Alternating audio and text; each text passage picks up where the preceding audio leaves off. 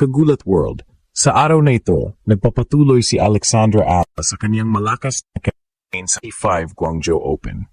Sa round of 32 ng singles draw, kinaharap niya ang veteranong estadong si Claire Liu at muling ipinakita ng batang Filipina ang kaniyang tapang at gilas sa court. Hindi lang iyon, sabay-sabayan niyang hinarap ang doubles draw kasama ang kaniyang partner na si Nadia Kichenok sa araw ding iyon. Isang pambihirang double duty na pagtatanghal na lalong nagpatingkad sa kahulugan ng ginulat ang mundo.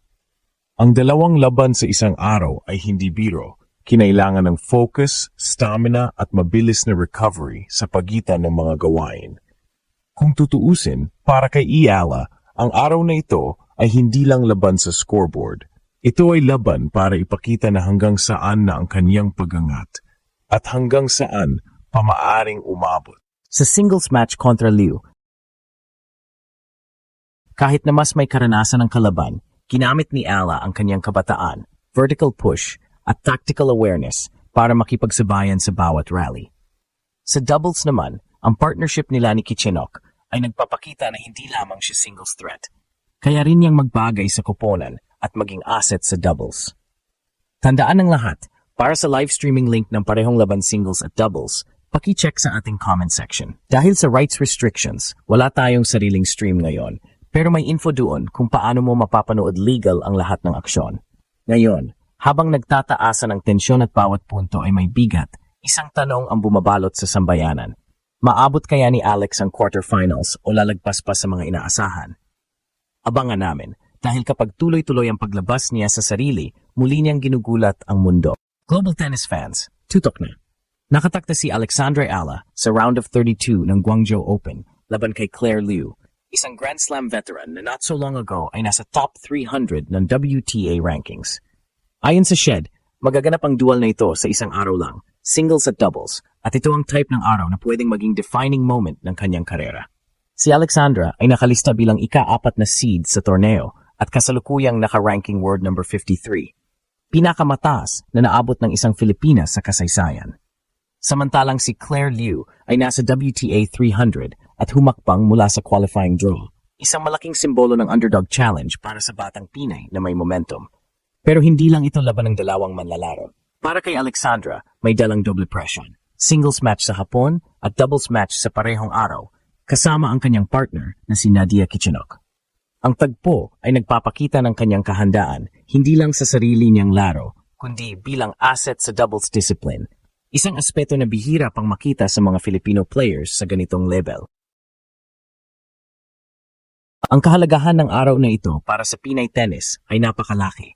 Hindi lamang ito pagkakataon para ipakita na kaya mong mangarap sa grand stage, kundi para patunayan na nasa tamang landas ka, na when given the chance, kakayanin mong harapin ang challenge.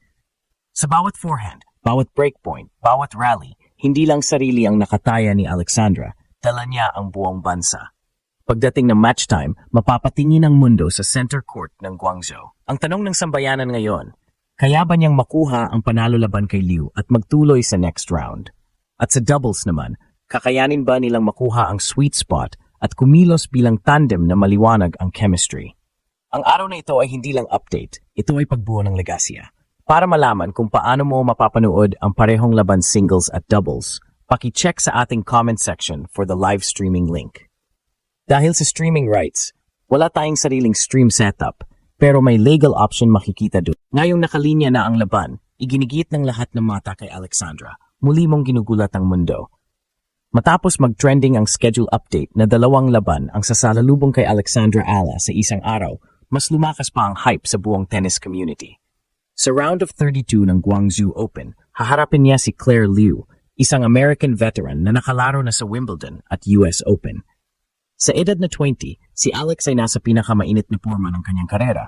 Hawak ang bagong career high ranking na world number 53, habang si Liu naman ay gutom na makabalik sa world top 200. Kung titingnan sa papel, si Ala ang paborito. Pero sa tennis, ang experience ni Claire Liu ay hindi basta-basta. Isa siyang all-court player na kilala sa solid baseline rallies at matibay na mental composure sa mahabang exchanges. Sa kabilang banda, si Ala ay mas mabilis, mas agresibo at mas dynamic. May kombinasyon ng youth at composure na nagugulat ang marami. Pag naglaro siya ng may confidence sa kanyang forehand at pinabilis ang tempo ng rallies, nagiging unstoppable siya, lalo na sa hard courts ng Guangzhou. Ngunit dito nagiging kakaiba ang hamon. Hindi lang si Claire Liu ang haharapin ni Alex, kundi pati ang fatigue factor. Pagkatapos ng singles match sa center court, agad siyang babalik para sa doubles showdown kasama si Nadia Kichenok kontra sa British-Chinese tandem ni na Emily Appleton at Chen Huitang. Doble pressure, doble focus. Pero kung may isang bagay na kilala kay Ala, iyon ay ang disiplina at composure niya sa matinding schedule. Ayon sa mga nakasaksi sa kanyang practice sessions, handa si Alex sa marathon day na ito. Controlled ang kanyang energy, kalmado sa warm-ups at determinado sa bawat stroke. Ang coaching team niya ay nakafocus sa recovery intervals sa pagitan ng dalawang laban, sapat na pahinga, sapat na hydration, at mental reset bago muling tumapak sa court. Dahil sa ganitong discard, nagmumukhang pro-level ang kanyang routine. Bagay na dati ay sa mga top 20 players lang nakikita. Samantala, trending muli sa Facebook, X at YouTube ang mga hashtags na Alatime at ginulat ang mundo habang libu-libong Pinoy fans ang nag-abang ng live updates. Ang mga highlight clip ng kanyang forehand power at net play ay umabot na sa libu-libong views sa loob lang ng ilang oras. Sa bawat komento, isa ang tono. Grabe, ibang klase na si Alex ngayon. At para sa mga gustong manood ng laban, paki-check sa ating comment section for the live streaming link. As much as we want to stream the match live, we don't have broadcasting rights. Pero don't worry, ilalagay namin doon ang official viewing options. Ngayon, habang papalapit na ang match time, isang tanong ang umiikot. Kaya bang tapusin ni Alex Ala ang araw na may dalawang panalo sa singles at doubles at muling gulatin ang buong mundo? At ngayon nga, buong tennis world ay nakatutok habang si Alexandra Ala ay patuloy na nagsusulat ng kasaysayan,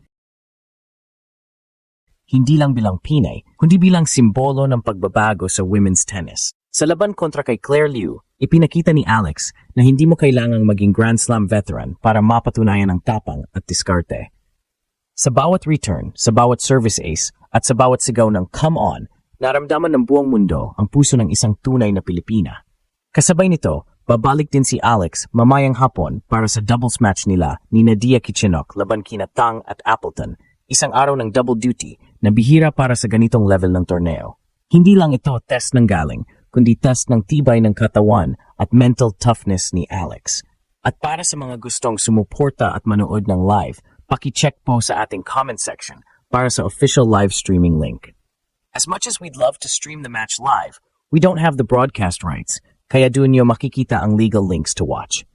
Isa lang ang sigurado, win or lose, Alexandra Ala just reminded the world why she's the pride of the Philippines.